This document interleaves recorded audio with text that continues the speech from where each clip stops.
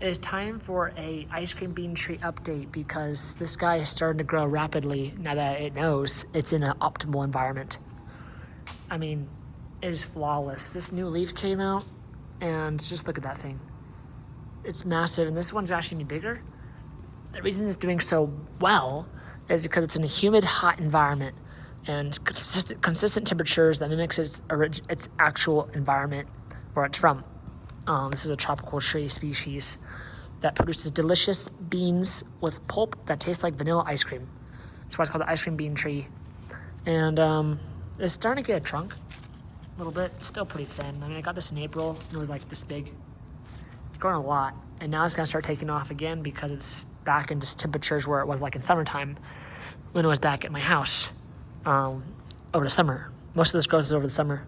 And then now it's in here, it's starting to grow again really fast. But all these leaves are wilted, or not wilted, but closed because it was super dry out in the Lubbock air out there in the desert, basically. All these leaves are wilted. Not even if it was hydrated, it was wilted. It came in here and boom, it's just so happy now.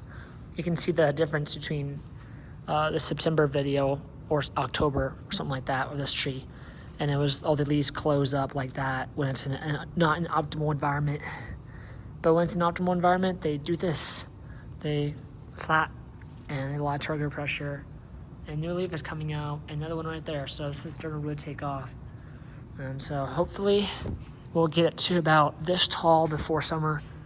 And then next summer, it'll be a couple feet tall, taller than what it is now. Try to get some flowers going maybe early next year if it gets big enough. Of course, I'm gonna have to start cutting it down a little bit. Once it starts getting a certain height, or start pruning it, it will get too big where I can't move it, and we don't want that. So occasionally, we might have to cut it back some when we do move it around, but it grows so fast, it does not matter. Regardless, if it's like 2 to 3 years old and it has to be cut back really badly, it'll be fine. Honestly, we'll think about next year when we get there. Right now, this is really good to see. Hopefully it don't grow too quickly though, because I still need to move this thing back out for summer to get back home.